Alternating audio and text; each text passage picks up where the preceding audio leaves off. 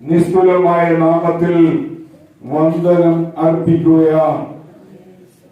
2025 ആണ്ട് ഡിസംബർ മാസം 28 തീയതി ഞായറാഴ്ചയാണ് ഇന്ന്. ഒരു വർഷക്കാലം നമ്മളെ വിട്ടുപോയി.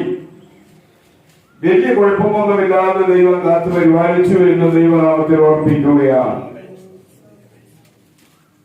ഞാന് ഒന്ന് രണ്ട് കാര്യങ്ങൾ മാത്രം പറയാമെന്നാണ് ഇന്ന് പറയാൻ താല്പര്യപ്പെടുന്നത്. 2025 അവസാനത്തെ ഒരു എക്സോർട്ടേഷൻ, ഒരു പ്രബോധനമായി ഇത് നിങ്ങൾ പരിഗണിച്ചാൽ കുഴപ്പമില്ല എന്ന് ഓർപ്പിക്കുകയാണ്. മാനുഷികമായ നിലയിൽ നമ്മൾ ചെയ്യുന്ന ചില കാര്യങ്ങളുണ്ട്. എത്ര ഇംഗ്ലീഷ് പ്രാവീണ്യമില്ലാത്തവരാണെങ്കിലും പിള്ളേരാണെങ്കിൽ പോലും എന്തു പറയാറുണ്ട്? ഗുഡ് മോർണിംഗ്, പ്രഭാത വന്ദനം പറയാറുണ്ട്. അതിനുശേഷം ഗുഡ് ആഫ്റ്റർനൂൺ രണ്ടാമത്തെ സ്റ്റേജിൽ പറയും. മൂന്നാമത്തെ സ്റ്റേജിൽ ഗുഡ് ഈവനിങ്, അവസാനമായി ഗുഡ് നൈറ്റ് പറയാറുണ്ട്. ഇത് സാധാരണ മനുഷ്യമായി ചെയ്തു പോരുന്ന ഒന്നാണ്. എന്നാൽ വിശുദ്ധ വേദപുസ്തകം നമ്മൾ പരിശോധിക്കുമ്പോഴും ഇങ്ങനെ ചില നടപടികൾ ബൈബിളിലുണ്ട്. പ്രിയ ദൈവമക്കളെ, ബൈബിൾ നമ്മൾ പഠിക്കുമ്പോൾ കണ്ടുമുട്ടുമ്പോൾ രണ്ട് വിശുദ്ധന്മാർ തമ്മിൽ അന്യോന്യം വന്ദനം പറയണമെന്നാണ്. യേശുക്രിസ്തുവിന്റെ നാമത്തിലാണ്, ക്രിസ്തു യേശുവിന്റെ നാമത്തിലാണ്, മിശിഹായുടെ നാമത്തിലാണ് ഈ ഫസ്റ്റ് മുതൽ ലാസ്റ്റ് വരെ സല്യൂട്ട് ചെയ്യുന്ന ഒരു അവസ്ഥ. അന്യോന്യം വന്ദനം പറയുന്നു, അന്യോന്യം അനുഗ്രഹിക്കണം. ഒരു കാരണവശാലും നമ്മൾ അന്യോന്യം അനുഗ്രഹിക്കാതെ ഇരിക്കരുത്. മൂന്നാമത് അന്യോന്യം പ്രത്യാശ പറയണം. പ്രിയ വത്സല്യമുള്ള ദൈവമക്കളെ, 2026 അത് നമുക്കൊരു ഗുണപാഠമായിരിക്കട്ടെ. അന്യോന്യം വന്ദനം പറയണം, അന്യോന്യം അനുഗ്രഹിക്കണം, അന്യോന്യം പ്രത്യാശ പറയണം. ഇത് രണ്ട് രീതിയിലാണ് വേദപുസ്തകത്തിൽ കാണുന്നത്. ഒരു രീതി ഇന്നത്തെ രീതിയിൽ അത്ര പ്രായോഗികമല്ല. ഒന്ന്, ചൊടി കൊണ്ട് ചുംബനത്തിലൂടെയാണ് ഇത് ചെയ്യുന്നത് ബൈബിളിൽ കണ്ടിരിക്കുന്നത്. രണ്ടാമത്, കരം കൊണ്ട് ഈ പ്രവൃത്തി ചെയ്യാം. ഞാൻ കർത്താവിന്റെ നാമത്തിൽ നിങ്ങളെ ഓർപ്പിക്കട്ടെ, ഇന്നത്തേക്ക് നമ്മുടെ സാഹചര്യത്തിലും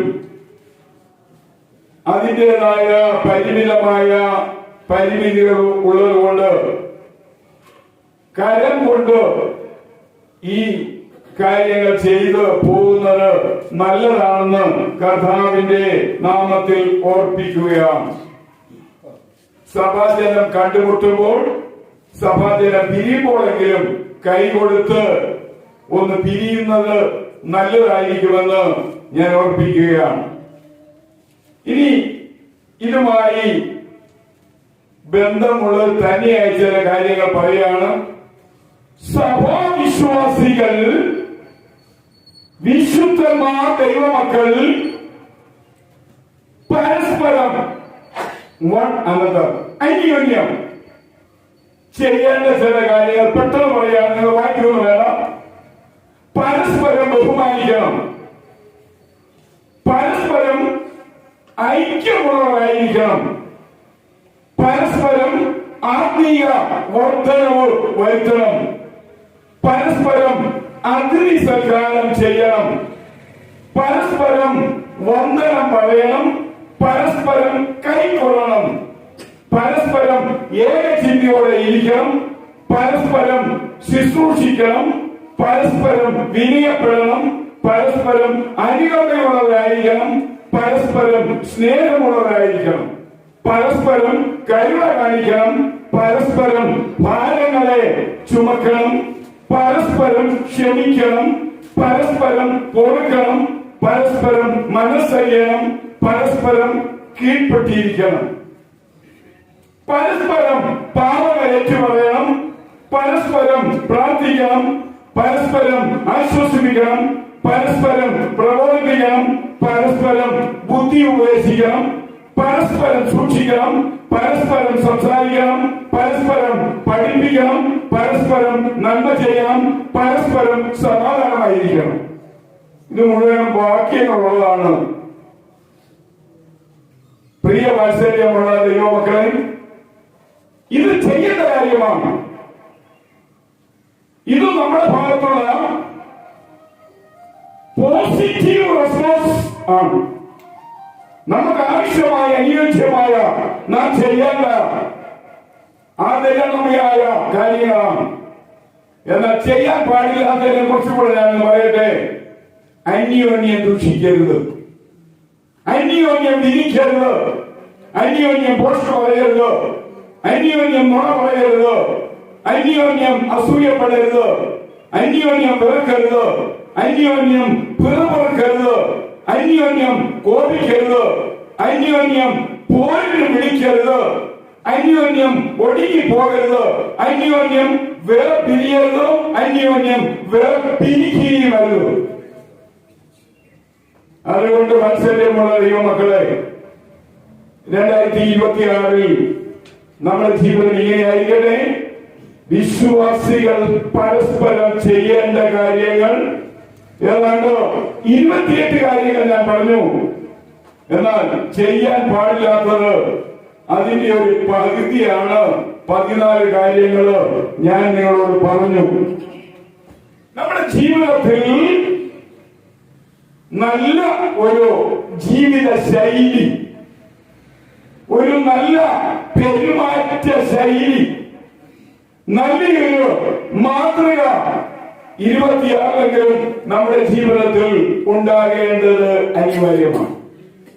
മുമ്പേ ആരോ പറഞ്ഞപ്പോൾ കേട്ടു, ദൈവീയ ആരാധനയുടെ സ്വാതന്ത്ര്യം പരിമിതപ്പെടുകയാണ്. അതുകൊണ്ട് ലഭിച്ചിരിക്കുന്ന ഈ ആയുഷ്കാലം നമ്മൾ ആരാവുന്നോളം ശക്തമായി നമ്മൾ മുന്നോട്ട് പോകേണ്ടതാണ്. ഇന്നലെ വൈകിട്ടത്തെ ഒരു TV ന്യൂസ് എനിക്ക് വളരെ ആനന്ദമുണ്ടായി.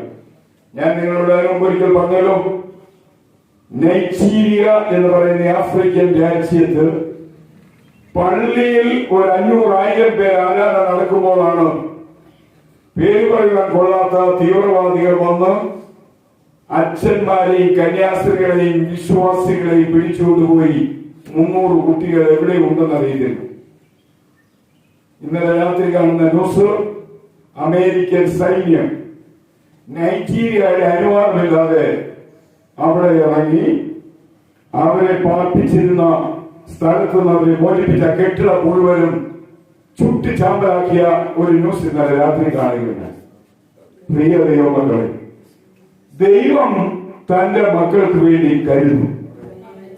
ആ വാർത്ത കേട്ടപ്പോൾ എനിക്ക് ഭയങ്കര സന്തോഷമുണ്ടായി. ദൈവത്തെ ആരാധിച്ച് ദൈവമക്കളായി ജീവിച്ചതിന് കിട്ടിയ പ്രതികാരവും അവിടെ ദൈവത്തിന്റെ പാരിതോഷികവും എത്ര ഭയങ്കരമാണ്. അതുകൊണ്ട് നല്ലപോലെ നമ്മൾ മുന്നോട്ട് പോയാൽ നമുക്ക് യാതൊരു കുറവും വരുത്തില്ല എന്ന് കർത്താവായ യേശുക്രിസ്തുവിന്റെ നാമത്തിൽ ഞാൻ ഓർപ്പിക്കുകയാണ്. ഗലാത്യയിലെ 6-ാം അധ്യായം അതിന്റെ 7-ാം വാക്യത്തിൽ ഇങ്ങനെ വായിക്കുന്നു, വഞ്ചിക്കപ്പെടാതിരിപ്പീൻ, ദൈവം പരിഹസിക്കപ്പെടുന്നില്ല, മനുഷ്യൻ വിതയ്ക്കുന്നത് തന്നെ കൊയ്യും. നല്ലതുപോലെ വിതയ്ക്കുവാൻ ഈ 25-ന്റെ അവസാനം നല്ലതുപോലെ വിതയ്ക്കുവാൻ, നല്ലത് മാത്രം വിതയ്ക്കുവാൻ, നല്ലത് തന്നെ വിതയ്ക്കുവാൻ ദൈവത്തിന്റെ പരിശുദ്ധാത്മാവ് നമ്മളെ സഹായിക്കട്ടെ. അങ്ങനെയെങ്കിൽ 26-ൽ ആ വിതയ്ക്കുള്ള ഫലം കൊയ്യുവാൻ പരിശുദ്ധ ദൈവമായ കർത്താവ് നമ്മളെ ഏവരെയും സഹായിക്കുമാറാകും എന്നുള്ള വലിയ പ്രത്യാശയോടെയാണ് നമ്മൾ ദൈവസന്നിധിയിൽ ഈ വർഷത്തിന്റെ അവസാനം പോകേണ്ടത്. പ്രിയ വാത്സല്യമുള്ള ദൈവമക്കളെ, ഒരിക്കല് ശിഷ്യന്മാർ യേശുവിനെ പരീക്ഷിച്ച് ഒരു റോമൻ നാണയം കൊണ്ടുവന്ന് അവനോട് ചോദിച്ചു, കൈസർക്ക് കരം കൊടുക്കുന്നത് വിഹിതമാണോ, ന്യായമാണോ?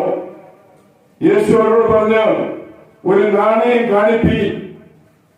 ആ നാണയം റോമൻ നാണയമാണ്. കൈസർ എന്ന റോമൻ ചക്രവർത്തിയുടെ പേരാണ് ആ നാണയത്തിന്റെ ഒരു ഭാഗത്ത് കാണുന്ന പടം, മറുഭാഗത്ത് ആ നാണയത്തിന്റെ മൂല്യം രേഖപ്പെടുത്തിയിരിക്കുന്ന പടവുമുണ്ട്.